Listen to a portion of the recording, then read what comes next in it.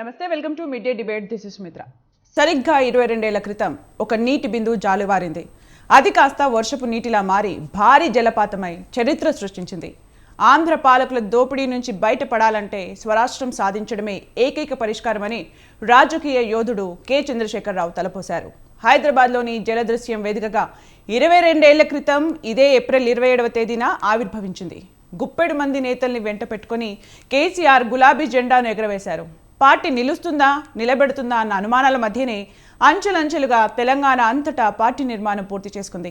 అనేక ఎన్నికలు, ఉప ఎన్నికలు, ఆందోళనలు, నిరసనలు, అరెస్టులు, అడ్డంకుల్ని దాటుకుని 2014లో స్వరాష్ట్రాన్ని సాధించింది. తెలంగాణ గడ్డ మీద మొట్టమొదటి ప్రభుత్వాన్ని ఒంటి చేత్తో ఏర్పాటు చేసుకున్న ఘనత కేసీఆర్కు దక్కుతుంది.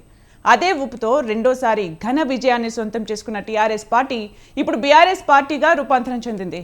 త్వరలోనే మూడో ఎన్నికలను ఎదుర్కొని హ్యాట్రిక్ సాధించేందుకు ఉరకలు వేస్తున్న తరుణం ఇది. 22 ఏళ్ల బీఆర్ఎస్ ఉద్యమ పార్టీ ప్రస్థానాన్ని ఒకసారి చర్చించుకుందాం. ఇదే ఇవాల్టి mid day debate topic.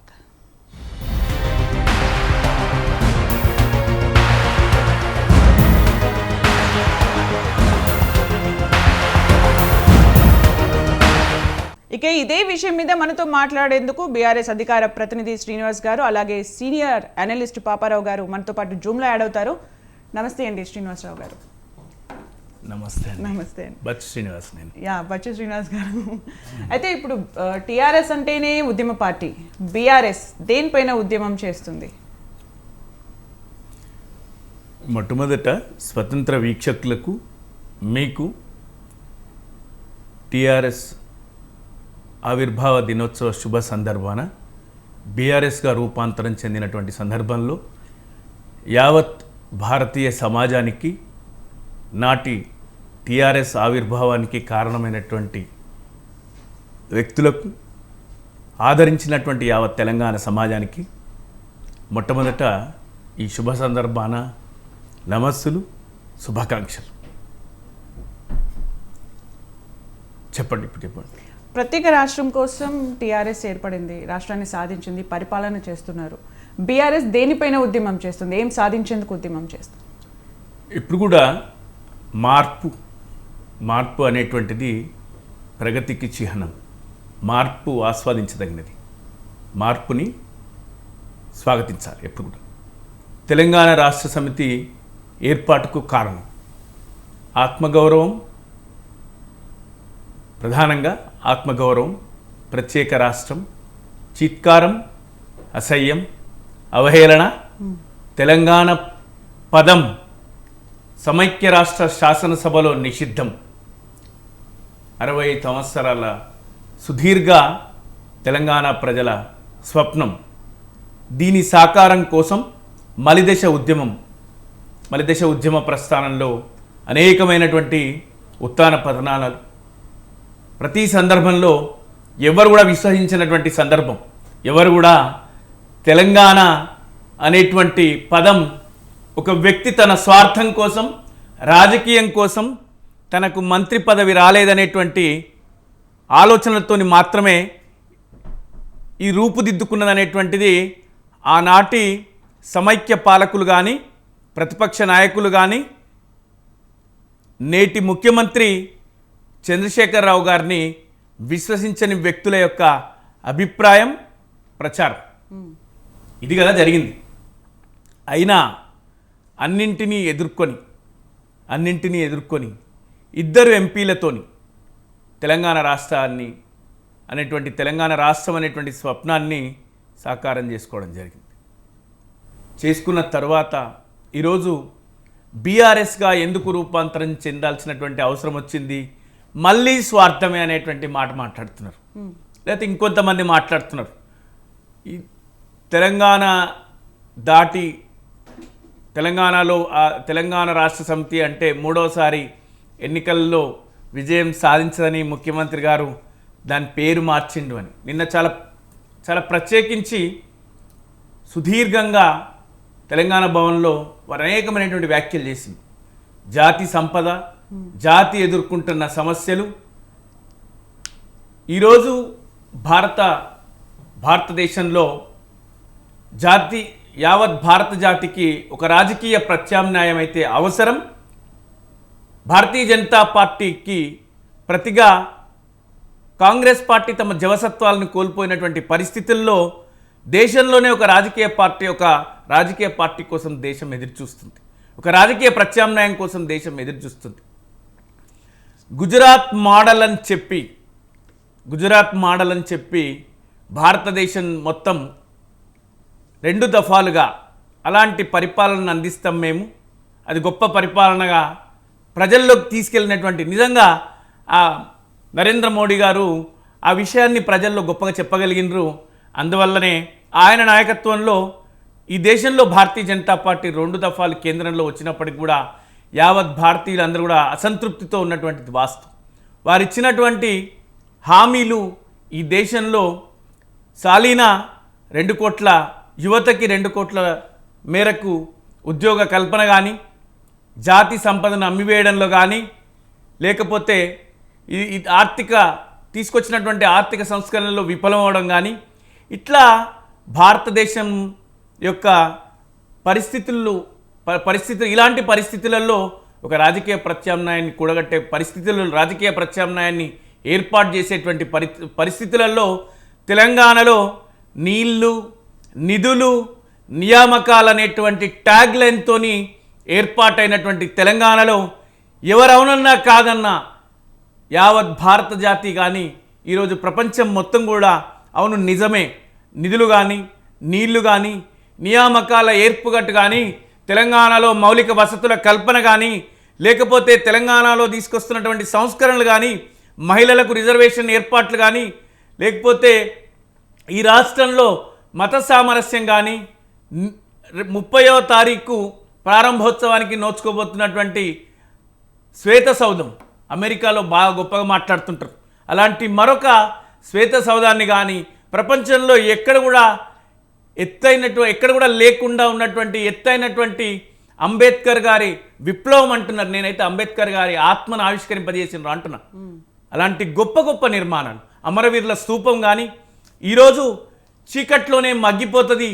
Telangana ప్రజలు పాలన రాకుండా సమైక్య రాష్ట్రం విడిపోయిన రోజు చీకట్లో మగ్గిపోతారు, కాంతి లేకుండా ఉండిపోతుంది అనేటువంటి పదాలకు తావులేని భారతదేశం ఈ మోడీ గారి ప్రభుత్వంలోనే, భారత ప్రభుత్వం హయాంలో 8.5 సంవత్సరాలుగా అనేకమైనటువంటి అంశాలలో తెలంగాణ సాధించని అవార్డు లేదు, రివార్డు లేదు. అంత గొప్పగా తెలంగాణ ఈరోజు గొప్పగా భాసిల్లుతుంది. 29వ రాష్ట్రంగా ఏర్పాటైన ఈ తెలంగాణ రాష్ట్రం భారతదేశంలోని మొదటి 5 రాష్ట్రాల సరసన నిలబెట్టగలిగినటువంటి ముఖ్యమంత్రి గారు ఈ మోడల్ ప్రభుత్వాన్ని దేశవ్యాప్తంగా తీసుకెళ్లేటువంటి ప్రయత్నంలో భాగంగా తెలంగాణ రాష్ట్ర సమితిని భారత రాష్ట్ర సమితిగా మార్పు చేయడం జరిగింది. అలాగే అండి పాపారావు గారు, ఇప్పుడు దేశంలో అనేక పార్టీలు ఉన్నాయి, బీఆర్ఎస్ ప్రత్యేకత ఏంటి?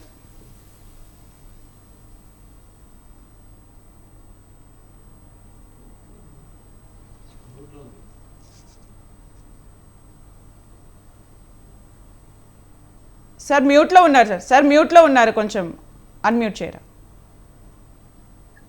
తెలంగాణ అసలు బీఆర్ఎస్ ప్రత్యేకత గురించి చెప్పే ముందు బీఆర్ఎస్కే కాదు తెలంగాణకి కూడా చాలా ప్రత్యేకత ఉంది. తెలంగాణ ప్రత్యేకత ఈరోజు బీఆర్ఎస్ తాలూకు ప్రత్యేకత, బీఆర్ఎస్ తాలూకు విశిష్టత. బీఆర్ఎస్గా మారితే చాలా మందికి ఆందోళన కలుగుతున్న దాని వెనక ఉన్నటువంటి కారణాలు కూడా తెలంగాణకు ఉన్న ప్రత్యేకత. అది పుడికి పుచ్చుకున్న బీఆర్ఎస్గా మారటం. ప్రధానంగా ఈరోజు చెప్పేది ఏంటంటే తెలంగాణ తాలూకు ప్రత్యేకతకి మీరు తెలంగాణ ఉద్యమం తాలూకు చరిత్ర చూస్తే తెలంగాణ ఉద్యమం తాలూకు చరిత్ర 60లతో మొదలైంది కాదు. తొలి దఫా అని మాట్లాడుకునే దానికంటే ముందుగా కూడా తెలంగాణకు ఎందుకంటే ఈరోజు మీరు తెలంగాణ తెలంగాణ ఆవిర్భావ దినోత్సవ సందర్భంగా పెట్టి చర్చలో భాగంగా నేను ఒకసారి గుర్తు చేయదు. గతంలో 1900 సుమారుగా 52కి పోయేటట్లయితే మీరు చూస్తే ఆ రోజు తెలంగాణలో మొట్టమొదటిసారిగా తెలంగాణ అస్తిత్వం తాలూకు ఆ ప్రజల్లో ఆలోచన మొదలైంది. 52 జూలై నుంచి సెప్టెంబర్ కాలంలో, జూలై 26 నుంచి సెప్టెంబర్ కాలం వరకు ముల్కీ అజిటేషన్ జరిగింది. ముల్కీ నిబంధనల అమలు కోసం ఆ రోజు ఉద్యమం జరిగింది. ఈ ముల్కీ నిబంధనలు అంటే ముల్కీ అంటే ఏంటంటే ఆ లోకల్, అది స్థానికుడు, నాన్ ముల్కీ బయట వాళ్ళకి ఆ రోజు జరిగిన ఉద్యమం ఏంటి? ప్రధానంగా టీచర్ ఉద్యోగాలు నాకు గుర్తున్నంతవరకు టీచర్ల ఉద్యోగాలు ఇవ్వటం విషయంలో ఆ రోజు స్థానికులకు అన్యాయం జరిగిందనే దాని దగ్గర ఆ ముల్కీ ఉద్యమం మొదలైంది. కొద్ది నెలల పాటు నడిచింది ఆ రోజుగా అప్పటికే గుర్తించారు తెలంగాణ ప్రజలు, మాకు ఇక్కడ ఏదో జరుగుతుందనేది స్థానికంగా ఒక అసమ్మతి అనేది ఆ రోజు బయటపడింది. ఎందుకంటే ఆ రోజు తెలంగాణని భారతదేశంలో కలిపిన తర్వాత అంటే మామూలుగా మన యూనియన్ సైన్యాలు వచ్చి నిజాంని ఓడించి కానీ నిజాం దగ్గర నుంచి ఆ తెలంగాణను తీసుకొని యూనియన్లో దేశంలో కలిపిన తర్వాత కొంతకాలం పాటు పరిపాలనా యంత్రాంగం చౌదరి అనుకుంటారు మామూలు మన మిలిటరీ నాయకుడికి ఉంది. ఆ కాలంలో జరిగిన నియామకాల్లో వరంగల్ ప్రాంతంలో ఇది నియామకాల్లో జరిగింది ఏంటంటే ప్రధానంగా స్థానికులకి కావాల్సిన ఉద్యోగాలు రావాల్సిన ఉద్యోగాలు ముల్కీ కింద నిజాం కింద ముల్కీ ఉంది, నిజాం పాలన కింద ముల్కీ అంటే స్థానికులకు ఉద్యోగాలు అనేవి రిజర్వ్డ్గా ఉన్నాయి. అలా జరగకుండా ఆ అడ్మినిస్ట్రేషన్ ఉన్న కాలంలో తాత్కాలిక కాలంలో బయట వాళ్ళకు ఉద్యోగాలు ఇస్తున్నారు అనే దగ్గర స్థానికుల ప్రతిఘటన జూలై 26 నుంచి సెప్టెంబర్ దాకా జరిగినటువంటి ఆనాటి ప్రతిఘటన. దాంతో ఏంటంటే ఆ రోజు తెలంగాణ ఉద్యమానికి ఆ రోజే బీజాలు పడ్డాయి, ఇక్కడ మాకు అన్యాయం జరుగుతుందనే దాన్ని. తర్వాత 60లో తెలంగాణ ఉద్యమం 67, 69 ప్రాంతాల్లో సుమారుగా తెలంగాణ పెద్ద ఎత్తున ఉద్యమం రావటం అది కొంత దానిలో నాయకత్వ లోపం అనే దానికంటే కూడా కొంత ఉద్యమం నడిపిన దానిలో వ్యూహాత్మకమైనటువంటి ఎత్తుగడల్లో తదితరం కొంత హింసా రూపం తీసుకోవటం ఏదైనా కానివ్వండి కొన్ని రకరకాల రూపాల్లో అది ఆ రోజు వైఫల్యం చెందింది. తర్వాత కాలంలో మలిదఫా ఉద్యమం మొదలుపెట్టిన తర్వాత కేసీఆర్ గారి పాత్ర చాలా చాలా తెలివైన పాత్ర. ఎందుకంటే మలిదఫా ఉద్యమంలో మీరు ఒక్క ఆంధ్రుడికి కూడా, నేను కూడా ఆంధ్ర వాడిని తెలంగాణలో ఉంటున్నాను, ఒక్క ఆంధ్రుడికి కూడా చిన్న ఇబ్బంది కూడా కలగకుండా అంటే వాళ్ళ గాయాలు అంటే వాళ్ళ మీద దాడులు చేయకుండా వాళ్ళ ఆస్తుల మీద దాడి చేయకుండా సుమారుగా 1200 మంది తెలంగాణ బిడ్డలే ఆత్మహత్యలు చేసుకున్నటువంటి కాలం అది. తెలంగాణ కోసం ఒక బ్రహ్మాండమైనటువంటి ఉద్యమాన్ని నడిపించినటువంటి ఘనత కేసీఆర్ గారు. ఎందుకంటే ఆఖరికి భారత స్వాతంత్ర్యోద్యమ చరిత్రలో కూడా హింసాత్మక ఘటనలు వద్దన్నా జరిగింది. చౌరీ చౌరా ఘటన జరిగిన తర్వాతే గాంధీ ఉద్యమాన్ని వెనక్కి తీసుకోవాల్సి వచ్చింది. బహుశా మరి అంతకంటే కూడా వ్యూహాత్మకంగా ఏం నేర్చుకున్నా కానీ కేసీఆర్ గారు ఏ హింసాత్మక ఘటన జరగకుండా ఉద్యమాన్ని ఆ ఘటనల కారణంగా వెనక్కి తీసుకునే అవసరం రాకుండా విజయవంతంగా నడపడం ద్వారా అది ఒక మైండ్ గేమ్. పార్లమెంటరీ రాజకీయాలు అనేది ఒక పెద్ద మైండ్ గేమ్. దానిలో తన ఆధిపత్యాన్ని పదే పదే ప్రదర్శించడం. ఎందుకంటే కరీంనగర్ ఎన్నిక అనుకుంటున్నా గుర్తున్నంతలో ఆయన్ని పోటీ చేయొద్దని చాలా మంది చెప్పారు, పోతే అక్కడ కష్టం అని చెప్పి. కానీ ఆయన ఆ రోజు అప్పటికప్పుడు నిర్ణయం తీసుకుని ప్రజల మీద నమ్మకం పెట్టుకుని రాజీనామా చేసి వచ్చి ఇక్కడ గెలిచిన సందర్భం అది.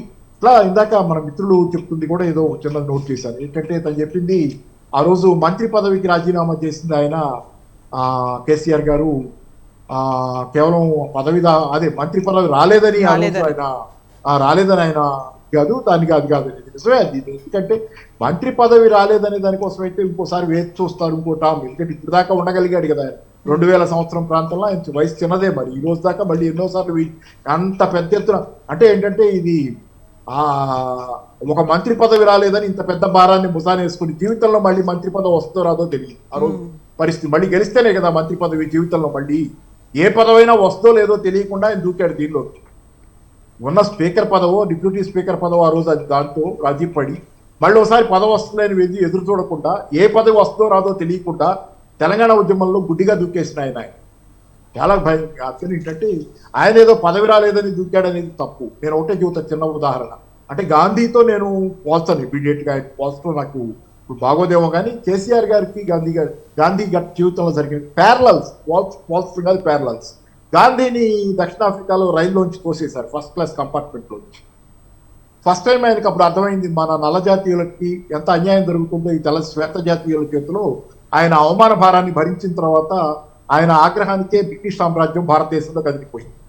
అట్లాగే ఏంటంటే కేసీఆర్ గారికి కూడా జరుగుతున్న అన్యాయాలు, తనకి జరుగుతున్నది తెలంగాణ వాడిగా తనకే కాదు తన తెలంగాణ ప్రజలకు జరుగుతున్న అన్యాయాలుగా ఆ రోజు ఐడెంటిఫై అవ్వగలిగాడు ఆయన.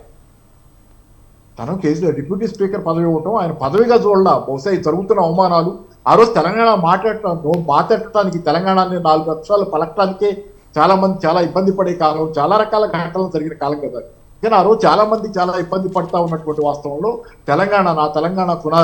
నా తెలంగాణ ఇబ్బందుల్లో ఉన్నది అనేది ఆయన స్పీకర్ తనకు జరిగిన అన్యాయమే కాదు తెలంగాణ ప్రజలకు జరుగుతున్న అన్యాయం మొత్తాన్ని గ్రహించి ఆ తర్వాత తెలంగాణ కోసం అంత నిబద్ధంగా ఇది అన్యాయం, మనకు అన్యాయం జరుగుతుందని దాన్ని ఆయన సొంతగా ఫీల్ అయ్యాడు. ఆ రోజు ఆయన దాకా వచ్చింది ఆయన ఫీల్ అయ్యాడు. అలాగే చుట్టూ జరుగుతున్న పరిణామాలు ఆ రోజు అలాగే ఉన్నాయి.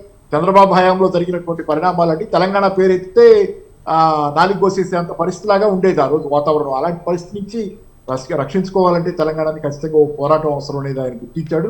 కాబట్టి అన్ని సంవత్సరాలు డెడికేటెడ్గా ఆయన అదృష్టం బాగుండో లేకపోతే తెలంగాణ ప్రజల్లో తెలంగాణ ఆకాంక్ష బాగుండో ఆయన ఢిల్లీ వెళ్ళగలిగాడు, మంత్రి అయ్యాడు. కానీ ఆ మంత్రి పదవి మాత్రం ఆయన అనుభవించిందే ఉంది. ఆ మంత్రి పదవిలో ఉండగా కూడా 24 గంటలు తెలంగాణ కోసమే తన జీవితాన్ని ఆ మంత్రి పదవి అంతా వాడి అంకితం చేశాడు ఢిల్లీలో. అలాగే 2001లో తెలంగాణ రాష్ట్ర సమితి స్థాపించినప్పుడు కేసీఆర్ వెంట పెద్ద పెద్ద లీడర్స్, బాగా పేరున్న లీడర్స్ ఎవరు లేకపోయినా తను స్థాపించారు. అలా జర్నీ సాగుతూనే ఉంది. అసలు ధైర్యం ఏంటి? మీరు, నేను, మనందరం ఈ 22 ఏళ్ల ప్రస్థానంలో తెలుసుకోవాల్సింది ఏంటంటే ఆయన ఎవరిని నమ్మరు. అంటే ఎవరో ఏదో చేస్తారని, ఎవరో తనతో వస్తారని, ఇంకెవరో చేస్తారని నమ్మడు. ఆయననే నమ్ముకుంటారు. విషయం పట్ల అవగాహన, ఆయన పట్ల ఆయనకు అచంచలమైనటువంటి ఆత్మవిశ్వాసం, దాన్ని అతి విశ్వాసంగా భావిస్తాడు. సహజంగా లక్ష్య సాధన కోసం చిత్తశుద్ధి, కార్యం పట్ల దక్షత, దీక్ష, పక్కా ప్రణాళిక. ఎక్కడ కూడా తన వ్యూహాన్ని, ప్రణాళికను ఎవరికి తెలియనీయకుండా ఉండడం. నేను అనుకుంటే ఇదే అది ఆయన రహస్యం, ఆయన విజయ రహస్యం. పక్కా ప్రణాళికతో ముందుకెళ్ళడం, తనను మాత్రమే తాను నమ్ముకోవడం, కలిసి వచ్చే వాళ్ళని వెంట తీసుకెళ్ళడం. అదే ఇంకా ఎవరో చేస్తారు, ఎవరో వస్తారు అనుకుంటే 12 మందితోని మొదలైనటువంటి తెలంగాణ ఉద్యమ ప్రస్థానంలో చాలామంది అన్నారు తెలంగాణ రాదు, నవ్విండ్రు. అప్పుడు నా వయసు 25 సంవత్సరాలు, 24, 25. అంటే మా ఊర్లో ఉండేటోను నేను అప్పుడు. పనిపాట ఏం లేదు, వీళ్ళంతా కొంచెం చదువుకొని వచ్చిండ్రు, కొంచెం వీళ్ళకు చదువుకొని వస్తారు కాబట్టి తిక్కగా ఆలోచిస్తుంటారు. ఆ పెద్ద మనిషి ఏదో తీసుకొని వస్తే ఆయనకు తోడుగా వీళ్ళంతా అని మాట్లాడినటువంటి, గేలి చేసినటువంటి సందర్భాలు, అవహేళన చేసినటువంటి సందర్భాలు. ఆయనకు ఇప్పుడు తనకి ఒక నమ్మకం ఉంది, ఆత్మవిశ్వాసం ఉంది, సాధించగలని ఒక మీరు చెప్పినట్టు మంచి ప్రణాళికబద్ధంగా వెళ్తున్నారు. ఆయన వెంబడి వెళ్ళడానికి మిమ్మల్ని ఏది ప్రేరేపించింది? నన్నే కాదు, ఆ రోజు యావత్ తెలంగాణ సమాజాన్ని. ఏ రోజైనా అది ఎప్పుడు కూడా రగిలే అగ్నిజ్వాల. తెలంగాణ భౌగోళిక విభజన అనేటువంటిది రగిలే అగ్నిజ్వాల. నేను అనుకుంటా ఈ భారతదేశంలోనే, తెలంగాణలో కాదు, నడిపించే నాయకుడి కోసం జనం ఎప్పుడు ఎదురు చూస్తుంటారు. 22 years అన్నారు కదా, అప్పటికి మీరు ఎలా అవగాహనకు వచ్చారు? మీకు ఏమైనా ఎదురయ్యాయా? అంటే నేను అప్పట్లో పాలిటెక్నిక్ చదువుకున్నాను. నేను అప్పట్లో డిప్లొమా చదువుకొని ఈ రాజకీయాలంటే ముందు నుంచే నాకు బాగా ఇష్టం. 1995లోనే ఎన్టీ రామారావు గారు చనిపోయిన తర్వాత ఆ పార్టీలో కొనసాగిన నేను రాష్ట్ర యువజన విభాగంలో.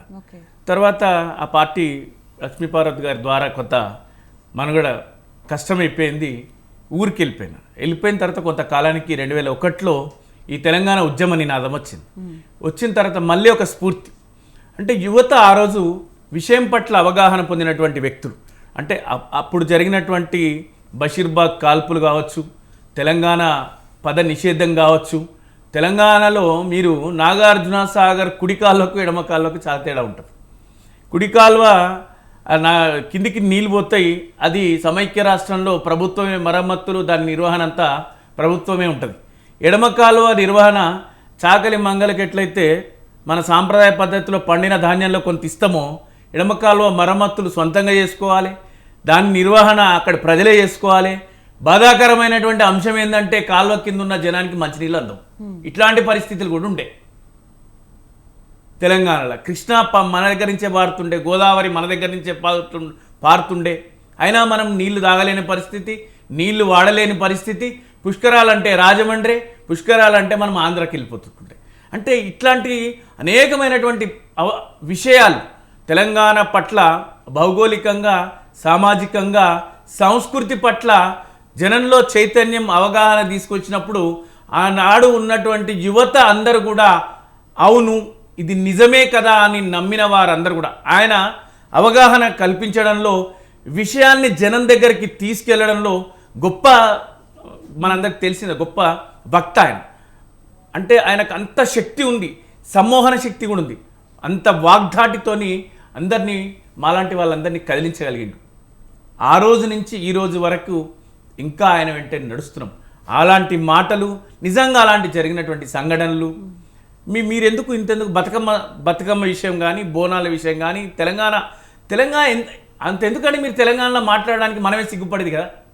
తెలంగాణ భాషలో మాట్లాడడానికి ఎక్కడో కాదు, అటుపోతే కూకట్పల్లిలో కానీ ఇక్కడ పోతే వనస్థలిపురంలో కానీ మా సొంత మేనమా ఉంటాడు. అక్కడికి వెళ్ళి మేము మాట్లాడాలంటే అక్కడ చుట్టుపక్కల అందరూ పాపం సెక్రటేరియట్కి సంబంధించిన వాళ్ళే ఉంటారు. కాబట్టి తెలంగాణ యాస మాట్లాడడానికి మనము ద్వితీయ శ్రేణి పౌరులుగా భావించేది.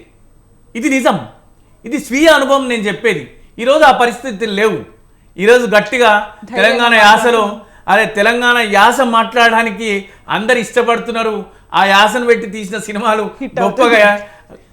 గొప్ప హిట్ అవుతున్నాయి. అట్లాంటి పరిస్థితులు ఉన్నాయి. కాబట్టి తెలంగాణ ఉద్యమ ఆకాంక్ష అనేటువంటిది ఎన్నో సంవత్సరాలది. అది ఎప్పుడు రగిలే అగ్నిజ్వాలని అని అసలు తెలంగాణ రావడానికి కూడా అదే కారణం. ఇది ఎన్ని రోజులున్నా కూడా ఇది ఇట్లనే మండుతుంటుంది. దీనికి ఎక్కడో ఒక చోట full stop పెట్టేయాలని Bharatiya Janata party, Congress party ఇవ్వకపోతే మేము ఇస్తామని ముందుకు వచ్చినటువంటి సందర్భం. ఆనాడు సోనియా గాంధీ గారు కూడా తీసుకున్నటువంటి నిర్ణయం. అనివార్యమైనటువంటి పరిస్థితుల్లో కేసీఆర్ గారి నాయకత్వం పట్ల ఉన్నటువంటి జనంలో ఉన్నటువంటి ఆ నాయకత్వాన్ని నమ్మిన తీరు, ఏ ఉద్యమానికి సంబంధించి ఏ పిలిపించినా కూడా యావత్ తెలంగాణ సమాజం కదిలొచ్చి రోడ్లపై ఉండే కదా. ఇవన్నీ ఆయన ధైర్యంగా మనం చెప్పుకోవచ్చు. 100%. ఒకసారి పాపారావు గారి దగ్గరికి వెళ్దాం. పాపారావు గారు, పొలిటికల్ బ్యాక్గ్రౌండ్గా చూసుకుంటే కేసీఆర్ గారికి పొలిటికల్ బ్యాక్గ్రౌండ్ ఏంటి, ధైర్యం ఏంటి? ఇప్పుడు కూడా జాతీయ స్థాయిలో వెళ్తున్నారు. తన ఎజెండా ఏంటి, తన స్పెషాలిటీ ఏంటి?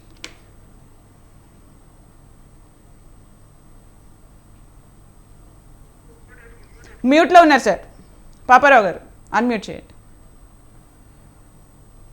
తెలంగాణ ఉద్యమ సమయంలో కూడా వచ్చిన ప్రశ్న ఇదే. చాలా మంది నవ్వారు. ఆయన దానికి చెప్పారు కదా మిత్రులు, చాలా మంది ఈ తెలంగాణ ఉద్యమం చూసి కేసీఆర్ని చూసి నవ్విన వాళ్ళు, అపహాస్యం చేసిన వాళ్ళు ఉన్నారు. ఎవరి వల్ల కాలేదు, 69లో కాలేదు, అంత జరిగితే ఏం కాలేదు, ఈయన బక్కాయన వచ్చి ఈయన ఏం చేస్తాడు అని. ఆ రోజు దీని గురించి అనేకమైనటువంటి ప్రశ్నలు, సందేహాలు, అపహాస్యాలు, వ్యంగ్యాలు ఎన్నో నడిచినాయి. మరి ఆ రోజు చాలా నడిచినాయి. అందరం చూసిన వాళ్ళమే కదా. కాలక్రమం మన కళ్ళ ముందు జరిగిన చరిత్ర అది. ఏంటంటే ప్రతిసారి ఇదే జరుగుద్ది. మీకు వివేకానందుడు ఎప్పుడో చెప్పాడు కదా, 200 సంవత్సరాలు 250 సంవత్సరాల క్రితం చెప్పాడు వివేకానందుడు. ప్రతి కొత్త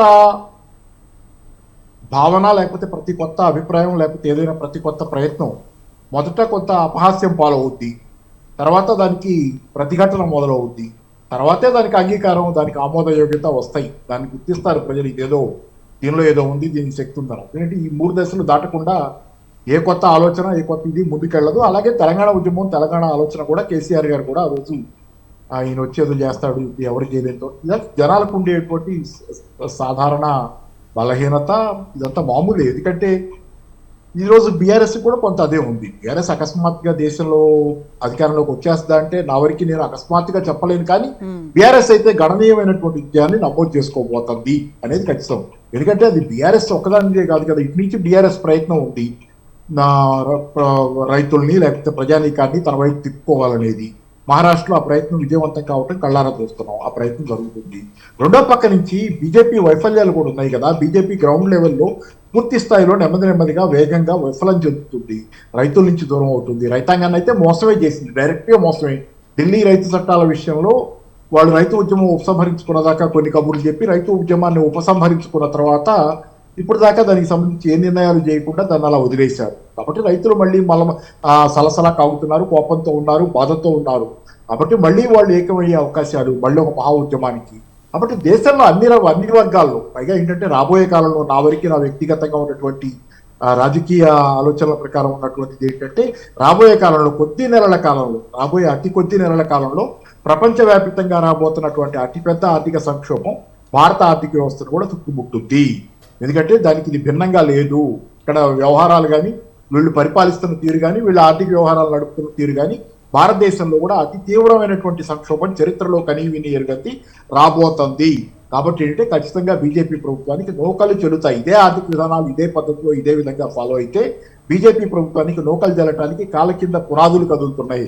కాబట్టి ప్రత్యామ్నాయ విధానాలు ఉన్నటువంటి ఒక రాజకీయ పక్షం శరవేగంగా ముందుకు దూసుకొస్తే గనక అక్కడ ఏర్పడనున్నటువంటి వ్యాక్యూమ్, ఏదైతే బీజేపీ పతన స్థానంలో ఏర్పడనున్న వ్యాక్యూమ్లోకి అది ప్రవేశించి తీరగలదు, అది ప్రత్యామ్నాయాన్ని చూపగలదు. దానికి రైతులే కేంద్రంగా ఉంటారు. ఎందుకంటే భారతదేశం రైతాంగ దేశం.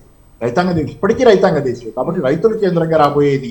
ఎందుకంటే ప్రధానంగా రైతాంగ వర్గం ఇప్పటికే పీడిత వర్గం, దాని మీద ఇంకా 4 రకాల భారాలు పడబోయే కాలం ఉంటుంది.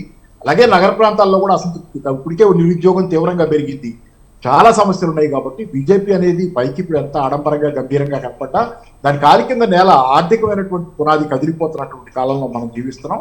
అది అనుసరిస్తున్న విధానాలు ఈ సమస్యను ఏ విధంగా పరిష్కారం చేయగలిగింది కావు. ఆ విధానాలు అది మార్చుకోవడానికి సిద్ధంగా లేదు. ధనవంతులకు అనుకూల విధానాలనే అది అనుసరిస్తుంది. ఏమన్నా అంటే 8 కోట్ల మందికో 80 కోట్ల మందికో బియ్యం గింజలు ఇచ్చాం, గోధుమ గింజలు ఇచ్చాం, కథలు చెబుతా కాలక్షేపం చేస్తుంది. కాబట్టి రానున్న కాలం, కొద్ది నెలల కాలంలో ప్రపంచంలో రానున్న సంక్షోభం భారతదేశాన్ని చుట్టుముట్టడంతోనే బీఆర్ఎస్ అనేది దాని రైజ్ కానీ, అలాగే ఏంటంటే బీజేపీ పతనం కానీ ఈ రెండు కనెక్టెడ్. ఎందుకంటే మిగతా పార్టీలు రైజ్ అవ్వవా అంటే అవుతాయి, కానీ ఏంటంటే బీఆర్ఎస్ ఒక్కటే ఈరోజు విధానం గురించి మాట్లాడుతుంది, ప్రజలకు ఏమేం కావాలో దాని గురించి మాట్లాడుతుంది. మిగతా పార్టీలన్నీ సీట్ల అడ్జస్ట్మెంట్లు, కోయలేషన్లు, ఎవరెవరితో కలిసి ఉండాలని పరిమితమైన ఎవరు విధానం గురించి మాట్లాడటలా. చూడండి జాగ్రత్తగా, దేశవ్యాప్తంగా అన్ని పార్టీలు ప్రత్యామ్నాయంగా ఉన్న పక్షాలు కూడా మాట్లాడటలా. విధానాల గురించి ఎవరు ఏం చేస్తామో మాట్లాడటం, ఒక బీఆర్ఎస్ ఆ విధానంతో ముందుకొచ్చింది. అది ఓకే, అలాగే అండి. అంటే పార్టీ స్థాపించిన తర్వాత ఫస్ట్ టైం ఎలక్షన్స్కి వెళ్ళినప్పుడు అంటే చాలా మంది ఎమ్మెల్యే పదవులకు, ఎమ్మెల్సీ పదవులకు త్యాగం చేసి కేసీఆర్ వెంట నడిచి పోటీకి వెళ్ళిన తర్వాత కూడా రిజల్ట్ అంత మంచి రాలేదు. అప్పుడు ఒత్తిడికి గురైనప్పుడు ఆ ఒత్తిడి నుంచి ఎలా బయటపడ్డారు టీఆర్ఎస్? ఒక్కసారి కాదు కదా, తెలంగాణ రాష్ట్ర సమితి ఒక్కసారి కాదు, అనేక సందర్భాలు రాజీనామాలు చేసింది. అసలు ఈ దేశంలో ఓ రాజకీయ పార్టీ రాజీనామాలు చేసింది అంటే అది ఒక తెలంగాణ రాష్ట్ర సమితి. కరీంనగర్ ఉప ఎన్నికల దగ్గర నుంచి మొదలు పెట్టుకుంటే చిట్ట తెలంగాణ ఆవిర్భావం నాటికి పలు దఫాలుగా రాజీనామాలు చేసినటువంటి సంప్రదాయం. అక్కడ ఏమి ఇప్పుడు రాజ్యాకాంక్ష ఉండి, లక్ష్యం కాకుండా రాజ్యాకాంక్ష ఉండి పదవీ వ్యామోహం ఉన్నప్పుడు అది ఒత్తిడిగా, భారంగా భావిస్తాం. ప్రజలే న్యాయ నిర్ణేతలు, ప్రజల ఆకాంక్షల మేరకు పనిచేసే వ్యక్తులు దాన్ని ఒత్తిడిగా భావించరు, దాన్ని విజయంగా భావిస్తారు. ఆ విజయంగా భావించి మళ్ళొకసారి ప్రజలు ఎట్లా మనల్ని గెలిపిస్తారనేటువంటి ఆత్మవిశ్వాసం, నమ్మకం, ప్రజల కోసమే పనిచేస్తున్నాం, ప్రజల ఆకాంక్ష కోసం పనిచేస్తున్నాం కాబట్టి విజయం ఇచ్చినా అపజయం ఇచ్చినా అది ప్రజలకు చెందుతుంది. అప్పుడు ఆ రోజు ఉన్నటువంటి నాయకుల విజయంగా భావించడానికి వీల్లేదు. అది తెలంగాణ ఉద్యమ విజయంగా, తెలంగాణ ప్రజల విజయంగా, తెలంగాణ ప్రజల అపజయంగానే చూడాల్సి వచ్చేది. అప్పుడు నిజంగా ఓడిపోతే అది తెలంగాణ ప్రజల అపజయమే. తెలంగాణ ఉద్యమాన్ని నీరుగార్చినట్టే తెలంగాణ ప్రజలు, సమైక్యవాదులకు తలొగ్గినట్టే, సమైక్యవాదులకు సహకరించినట్టు కదా. అట్లాంటి పరిస్థితుల్లో నాయకులు ఎప్పుడు కూడా మానసికంగా ఒత్తిడి అనుభవించిందని అనుకోవటంలే. కానీ ప్రతిపక్షంగా, పాలకపక్షమైనటువంటి ఆనాటి కాంగ్రెస్ పార్టీ ప్రభుత్వంలో ఉన్నటువంటి పార్టీతోని మాత్రం వ్యక్తిగత ఒత్తిళ్ళు, రాజకీయ ఒత్తిళ్ళు, పోటీ పైన ఒత్తిడి మాత్రం ఖచ్చితంగా ఎదుర్కొన్నది. దానికి తెలంగాణ ప్రజలు సహకరించి ప్రభుత్వాన్ని తలదన్నే విధంగా విజయాన్ని, ఎప్పటికప్పుడు విజయాన్నిచ్చి తెలంగాణలో ఉన్నటువంటి తెలంగాణ ఆకాంక్షను యావత్ భారతదేశానికి, ప్రపంచం మొత్తం కూడా నినదించే విధంగా ప్రతి ఎన్నికలో కూడా గెలుపునిచ్చి ముందుకు తీసుకెళ్ళినటువంటి సందర్భం అది తెలంగాణ ప్రజలదే. అంటే ఇప్పుడు ఎలక్షన్లో గెలవలేదు అంటే పబ్లిక్కి నమ్మకం లేకుండా టీఆర్ఎస్ పైన, అది నమ్మకం లేకుండా కాదు, విషయం పట్ల అవగాహన లేకపోవడం, ఆకాంక్ష పట్ల విషయం పట్ల అవగాహన లేకపోవడం. ఎన్నిక వేరు, రెండు అంశాలు. ఎన్నిక వేరు, ఉద్యమం వేరు. ఎన్నికలో గెలవడానికి అనేకమైనటువంటి అంశాలు ఉంటాయి. కొన్ని సందర్భాలలో కొన్ని ప్రభావితం చేస్తాయి. అంత మాత్రాన దాన్నే ప్రామాణికంగా తీసుకోవాలి. ఎప్పుడు కూడా ఎంతసేపు కూడా ఈ ఉద్యమ ప్రస్థానంలో కేసీఆర్ గారు ఏమనేదంటే వస్తది తెలంగాణ, తెస్త తెలంగాణ, వస్తది తెలంగాణ, తెస్త తెలంగాణ, అంతే. ఇంకా అది నమ్మాల్సిందే ఎవరైనా, ఆయన వెంట నడవాల్సిందే. ఇంకొక ఆల్టర్నేటివ్ కూడా లేదు. అంత బలంగా తెలంగాణ ఉద్యమాన్ని 14 సంవత్సరాలు హింసకు తావులేని అహింసా మార్గంలో, గాంధీవాదంలో ఎక్కడ కూడా ప్రాణ నష్టం జరగకుండా. సరే, కొంతమంది యువత ఆవేశానికి లోనై కొంతమంది చనిపోయినటువంటి సందర్భాలు కూడా ఉన్నాయి. అయితే ఆయన ఎక్కడ కూడా ప్రేరేపించలేదు, అట్లాంటి ప్రేరేపణ చేయలేదు.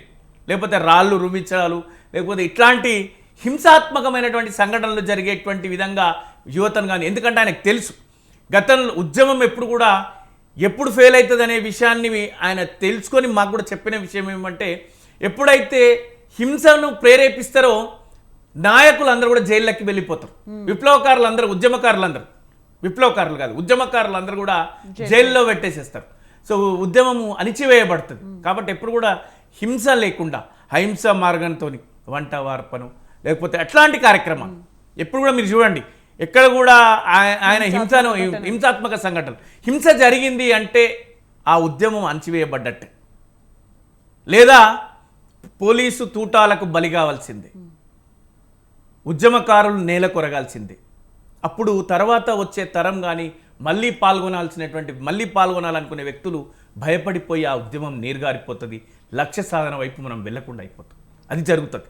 అది గమనించినటువంటి కేసీఆర్ గారు ఏ రోజు కూడా ఉద్యమంలో ఏ రోజు కూడా భిన్నమైనటువంటి తనదైన శైలిలో ముందుకు తీసుకెళ్ళి. రైట్ పాపారావు గారు, అంటే కేసీఆర్ గారి వ్యూహాలు చాలా బాగుంటాయి, ఆ వ్యూహాల వల్లే ఇప్పటివరకు ఆయనకున్న సక్సెస్, ఇప్పుడు జాతీయ పార్టీ ఎదగడానికి కూడా అదొక కారణం అని అంటూ ఉంటారు. అలాంటి వ్యూహాలు మంచి ఎగ్జాంపుల్స్ ఏమైనా చెప్తారా? నాకు కొంచెం కష్టం, ఎందుకంటే ఆ దిశగా నేను ఎప్పుడు ఆలోచించాల. ఆయన మీద అంటే లోపాలు ఏమి ఉండవా కేసీఆర్ గారి నుండి? కేసీఆర్ కూడా మనిషి కదా, ఆయన కూడా లోపాలు ఆయనకు ఉంటాయి కానీ అయితే అంత లోతుగా ఆలోచించి వ్యూహాలను అనలైజ్ చేసే స్థాయిలో. కాకపోతే నేను ఒక్క విషయం మాత్రం జనరల్గా మాట్లాడుకుంటాను చాలాసార్లు. మామూలుగా ఒక ఉద్యమ నాయకుడు పరిపాలనా దక్షుడిగా నెగ్గుకు రావటం కష్టం, జనరల్గా జరగదు కొన్ని సందర్భాల్లో తప్పితే. ఎందుకంటే ఉద్యమ నాయకుడు అంటేనే, ఉద్యమం అంటేనే విధ్వంసం అంటే పగలగొట్టం అని చెప్పను, కానీ నేను ఒక రకమైనటువంటి ఉన్నదాన్ని ఒకటి వేళ్లతో పిగిలించి కొత్తదాన్ని తేవాలనే ఆలోచనే ఉద్యమం. కాబట్టి అట్లాంటి ఉద్యమం ఏదైతే ఉద్యమంలో ఉన్నదాన్ని అంతటినీ పీకేయటం, పేరుకేయటం అంటే నిర్మాణం ఉండదు దానిలో. విధ్వంసం అంటే ధ్వంసం అంటే పాత వ్యవస్థ ఫిజికల్గా కాకపోవచ్చు, వైలెంట్గా కాకపోవచ్చు, కానీ దాన్ని లేకుండా చేయటం అనేది అక్కడ కార్యక్రమం.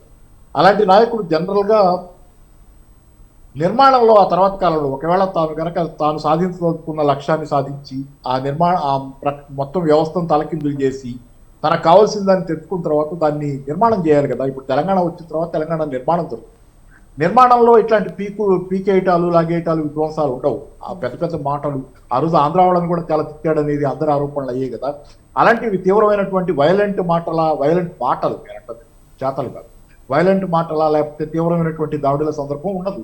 నిర్మాణం అనేది చాలా శాంతియుతంగా, చాలా ప్రశాంతంగా. ఇప్పుడు ప్రాజెక్ట్ కడుతున్నారు, కాళేశ్వరం ప్రాజెక్టులో ఏం ఉద్యమం ఉంటుంది, ఏం విప్లవ నినాదాలు ఉంటాయి, ఏం ఉండవు కదా. కాళేశ్వరం ప్రాజెక్టు ఇటుక పేర్చి కాళేశ్వరం జాగ్రత్తగా కట్టుకోవాలి, కన్స్ట్రక్షన్ టెక్నికల్ ఇవి ఉంటాయి. తెలంగాణ నిర్మాణం కూడా అలాగే ప్రశాంతంగా రొమాంటిక్ గా ఉండదు. ఈ ట్రాన్సిషన్ ఆయన విజయవంతంగా చేయగలిగాడు. ఆయన వ్యక్తిత్వం తాలూకు గొప్పతనం అదే. ఎందుకంటే ఒక క్రేన్ గా మొదలయ్యాడు ఆయన, బుల్డోజర్ అంటే ఏంటంటే విధ్వంసం చేస్తుంది. బుల్డోజర్ గా మొదలై ఉద్యమాన్ని నడిపాడు. పాతదాన్ని కూల్చివేసి దాని స్థానంలో తెలంగాణ అనే ఒక ప్రత్యేక నిర్మాణానికి పునాది వేశాడు. కానీ ఆ తర్వాత కాలంలో క్రేన్ లాగా నిర్మాణాన్ని చేపట్టగలిగాడు. ఈ పరివర్తన ఆయన విజయవంతంగా చాలా వరకు చేయగలగటం, దానిలో కొంతమందిని ఆయన కోల్పోయాడు కూడా. ఈ పరివర్తనను అర్థం చేసుకునే వాళ్ళు, ఆ ఉద్యమ కాలంలో ఉన్నటువంటి వాళ్ళలో చాలా మంది ఆయన వెనక కొంత పోవటానికి కొంతవరకు కారణం, పూర్తిగా నేను చెప్పలేదు కానీ కొంతవరకు కారణం ఏంటంటే ఉద్యమకారులుగా ఉన్న కాలంలో వాళ్ళలో ఇంటరాక్షన్ ఎక్కువ ఉంటుంది, పరస్పరం మాట్లాడుకోవటం, కలిసి అలాయి బలాయి వ్యవహారం ఎక్కువ ఉంటుంది. కానీ నిర్మాణ కాలంలో అలాయి బలాయి వ్యవహారం కొట్టి కూడా అధ్యయనం, ప్రశాంతమైనటువంటి చూపు, ప్రశాంతమైనటువంటి నిర్మాణ కార్యక్రమంలో ఇంతగా మనుషుల మధ్య చర్చలకి స్థానం, ఉద్యమ చర్చలు లాంటి వాటి స్థానం ఉండదు. కాబట్టి మమ్మల్ని కలవటం లేదు కేసీఆర్, తెలంగాణ వచ్చిన తర్వాత ప్రగతి భవన్కి పరిమితం అయ్యాడు, ఫామ్ హౌస్కి పరిమితం అయ్యాడు, మాటలు ఏంటంటే కొంత ఈ కారణం కూడా ఉంటుంది కొంత ఖచ్చితంగా. ఎందుకంటే ఆయన దానికి పరిమితం అవటం వెనక తెలంగాణకు ఒక దార్శనికత అవసరం. తెలంగాణ వచ్చిన తర్వాత దాన్ని నిర్మించుకోవాలంటే కొంత ఆలోచన, కొంత ప్రశాంతంగా కూర్చొని ఏది ఎలా అనేది ఉద్యమంలో లాగా ఉండదు. అది ఖచ్చితంగా ఉద్యమం తాలూకు చైతన్యం, రొమాంటిక్ నినాదాలు ఉండవు. మనుషులంతా కలగలిసి రోడ్లు ఎక్కేది ఉండదు. కాబట్టి ఆ నిర్మాణ క్రమంలో కొంత అది జనాలకి చుట్టూ చూసే వాళ్ళకి కొంత అలసత్వంగా కనపడచ్చు. అది మమ్మల్ని కలవట్లేదు అనే ఫీలింగ్ ఉండొచ్చు. ఈయనేంటి మాకు దూరం అయ్యాడు, అవన్నీ అర్థం చేసుకుంటారనుకుంటాను. అలాంటి వాళ్ళకే అర్థమవుతున్నప్పుడు బయట కూర్చున్న తర్వాత ఇదే అయి ఉంటుంది కారణం ఖచ్చితంగా. ఎందుకంటే తెలంగాణలో తెలంగాణ వచ్చిన తర్వాత 8 సంవత్సరాలు తెలంగాణ జరిగిన మార్పులు ఎవరు ఒప్పుకున్నా ఎవరు ఒప్పుకోకపోయినా చాలా పెద్ద ఎత్తున వ్యవసాయ రంగం నుంచి పారిశ్రామిక రంగం దాకా ప్రతి రంగంలో జరిగినటువంటి పెను మార్పులు. తెలంగాణలో కళ్ళ ముందు ఎన్ని మార్పులు జరిగినాయి, ఓల్డ్ మార్పులు. తెలంగాణ గుర్తుపట్టలేనంతగా చాలా చోట్ల మారిపోయింది, చాలా రంగాల్లో మారింది, చాలా చోట్ల. మరి అన్ని జరగాలంటే కేసీఆర్ కనుక ఫామ్ హౌస్ లో కూర్చొని కుట్టిగా కాలక్షేపం చేస్తే అది జరిగి ఉండేది కాదు కదా. కేసీఆర్ ప్రణాళికాబద్ధంగా ఆలోచిస్తున్నారు. ఆయన ఆలోచన, ఆయన మేధోమథనం చేస్తున్నారు. కాబట్టి ఏంటంటే ఆయన మళ్ళీ మనల్ని కలవలేదు, ఉద్యమ కాలంలో లాగా లేదంటే ఉద్యమ కాలంలో లాగా ఆయన ఉండకూడదు. ఉంటే కనుక తెలంగాణ నిర్మాణం జరగదు. ఉద్యమ కాలంలో ఉండే స్వభావాలు వేరుగా ఉంటాయి, ఆ ఇంటరాక్షన్స్ వేరుగా ఉంటాయి, ఆ ఆలోచనలు వేరుగా ఉంటాయి. తెలంగాణ నిర్మాణం చేసేది ఇంకో పద్ధతిలో జరుగుతుంది తప్పితే ఉద్యమకాలపు ఆలోచనలతో పద్ధతులతో జరగదు. విజయవంతమైన ఆయన ఈ ట్రాన్సిషన్ ని చాలా మంది మిస్అండర్స్టాండ్ చేసుకోవడం వల్ల ఆయన నష్టపోయారు. బహుశా దాన్ని ఆయన కొంచెం డ్యామేజ్ కంట్రోల్ చేసుకుంటే బాగుండేదేమో. ఆయన డ్యామేజ్ కంట్రోల్ కూడా చేయకుండా దాన్ని అలా వదిలేస్తే అది పెరిగి ఈ రోజు రాజకుండేదో అయినట్టుగా చాలా ఆయనకి వ్యతిరేకత ప్రతిఘటన కొంత ఏర్పడ్డాయి. అయితే ఆయన గెలవడానికి కాదు, మూడోసారి గెలుస్తుంది తెలంగాణలో బీఆర్ఎస్ఏ గెలిచే అవకాశాలు ఉన్నాయి. అది వేరే విషయంగా నేను అనేది ఏంటంటే ఆయన వస్తున్నటువంటి వ్యతిరేకతను చూసుకుంటూ తన పని చేసుకుంటూ పోయాడు. బహుశా తెలంగాణలో ప్రగతి అభివృద్ధి సాధిస్తే ప్రజలు గుర్తిస్తారనే వరకే పరిమితం అయ్యారేమో కానీ ఈ వ్యతిరేకుల తాలూకు ఎవరైతే వ్యతిరేకం అయ్యారో మంచి వాళ్ళే, వాళ్ళలో చాలా మంది మంచి మనసున్న వాళ్ళు మంచి వాళ్ళే, కానీ అర్థం చేసుకోవడంలో జరుగుతున్న పరివర్తనలో నిర్మాణం ఎలా ఉంటుంది, ఉద్యమం ఎలా ఉంటుంది, తేడాలు చూసుకోవడంలో కొంత వైఫల్యం. అలాగే కేసీఆర్ గారి దగ్గర కూడా కొన్ని వైఫల్యాలు ఉండొచ్చు, కొన్ని లోటుపాట్లు ఉండొచ్చు. వాటిని సర్దిద్దుకునే తీరులో విమర్శ ఆత్మవిమర్శలో పనిచేసుకుంటే బాగుండేది. అలా కాకుండా జరిగింది కొంత రప్చర్ ఉంది. ఆయనకి వ్యతిరేకత ఏర్పడటం వెనక ఆయన దాన్ని వ్యతిరేకత ఏర్పడుతున్న క్రమంలో దాన్ని పట్టించుకోకుండా వదిలేసింది కూడా కొంత కారణం. రైట్.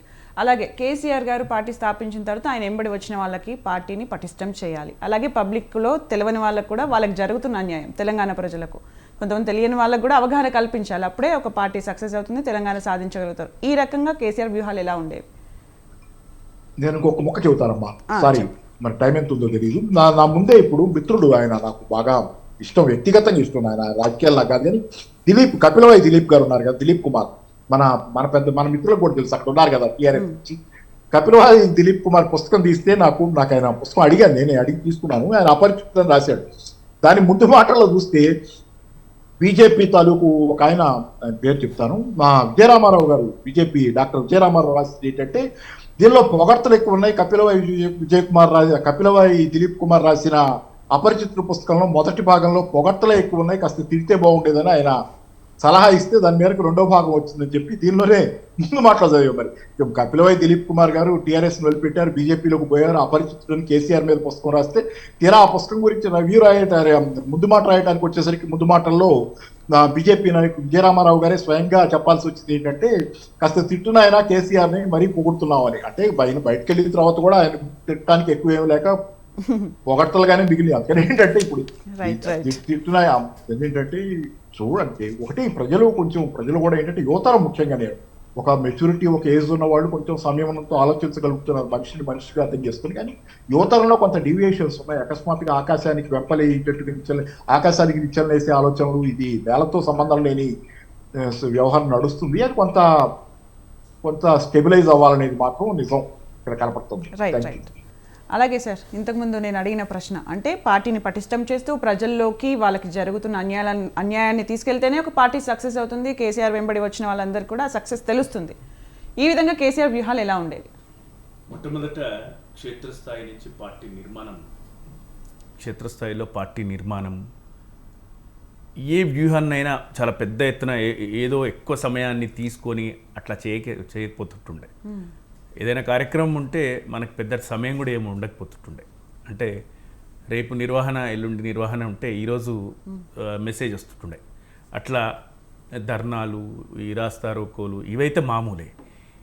ఇవన్నీ కాకుండా సబ్బండ వర్ణాలను ఐక్యం చేసే దిశగా జేఏసీ ఏర్పాటు ఒక పెద్ద, అంటే behind the success of this JAC ఏర్పాటు కానీ, సకల జనుల సమ్మె కానీ, అంటే ఉద్యోగస్తులందరినీ ఐక్యం చేయడం కానీ, పెన్ డౌన్ చేయించడం కానీ, ప్రభుత్వాన్ని దిగ్బంధించడం.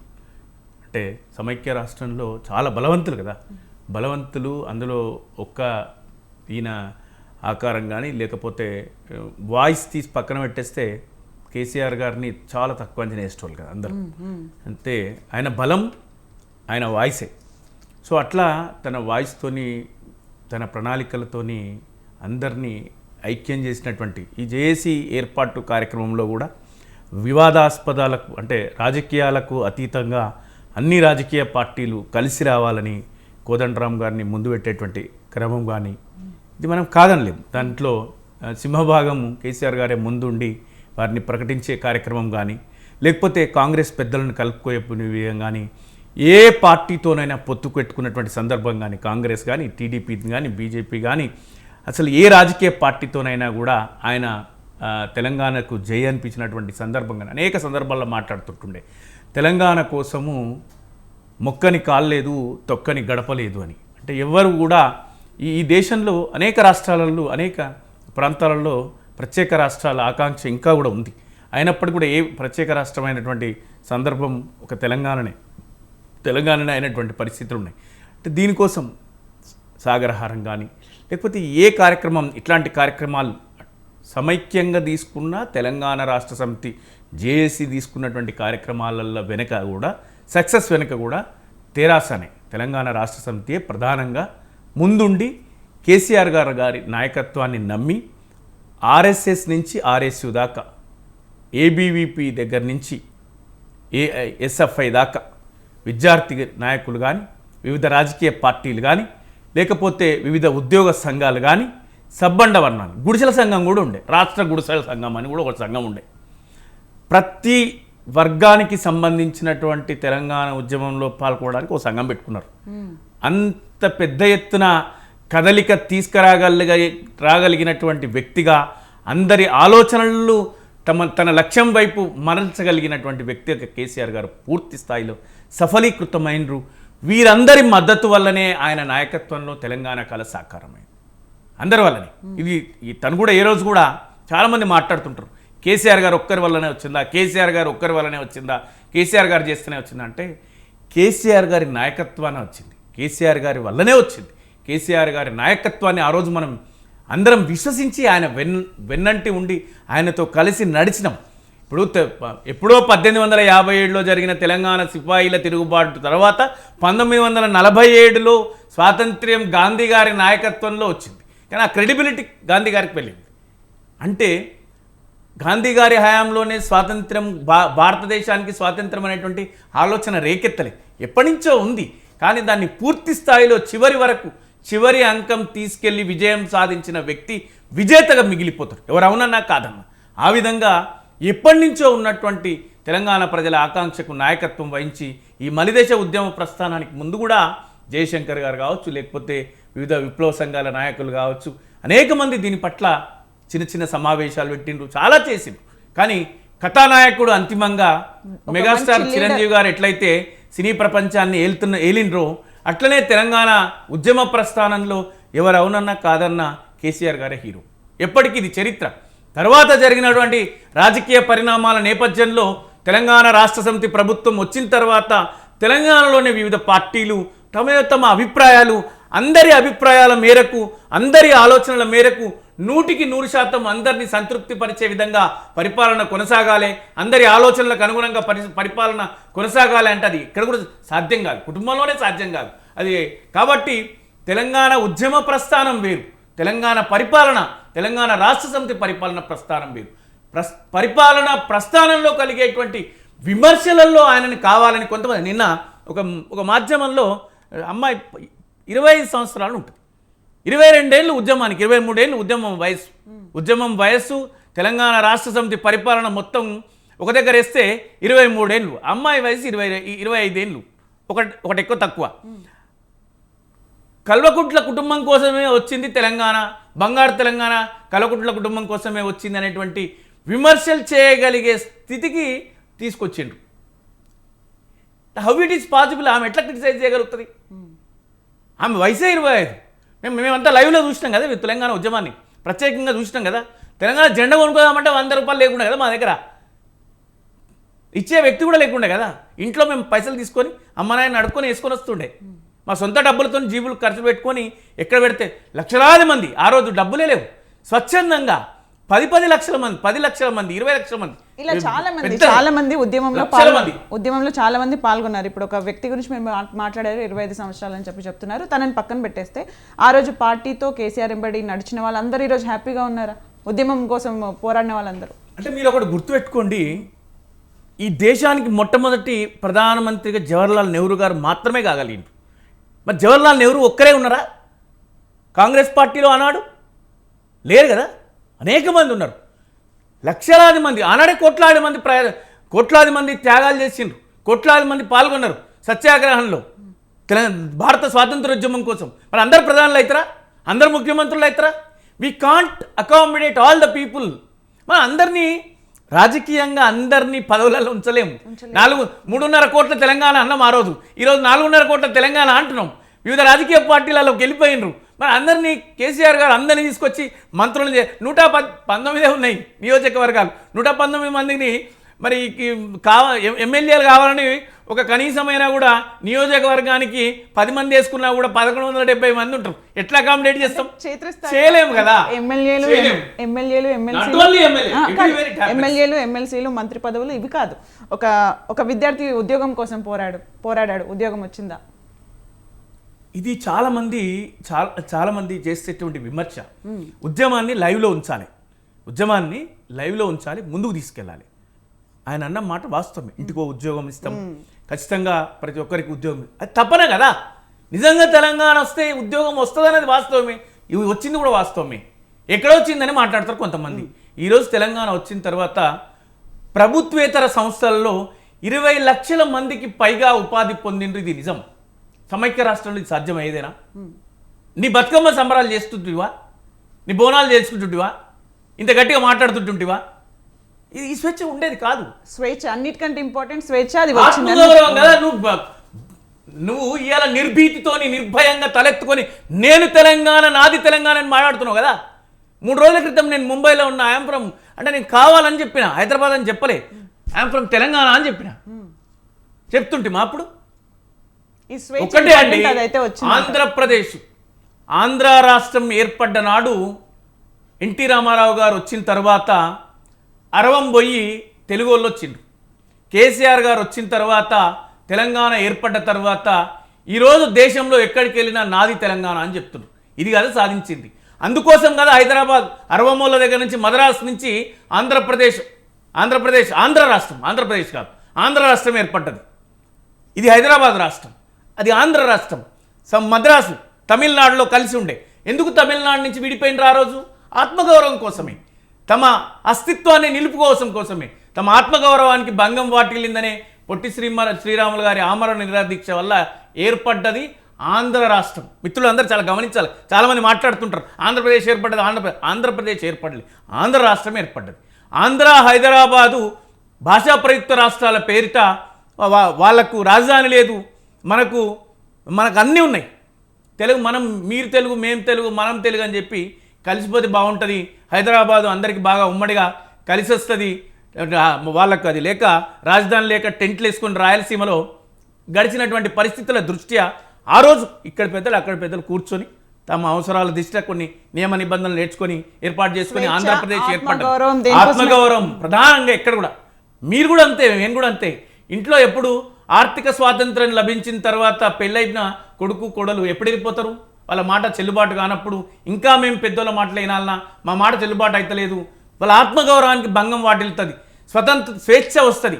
వయోజకుడై ప్రయోజకుడు అయిన తర్వాత వాడు ఆత్మగౌరవాన్ని గురించి మాట్లాడతాడు, అప్పుడు బయటకు వెళ్ళిపోతాడు. రైట్. ఒకసారి పాపారావు గారి దగ్గరికి తెలంగాణ కూడా తమ ఆత్మగౌరవం ఏం సాధించిందని మాట్లాడతారు.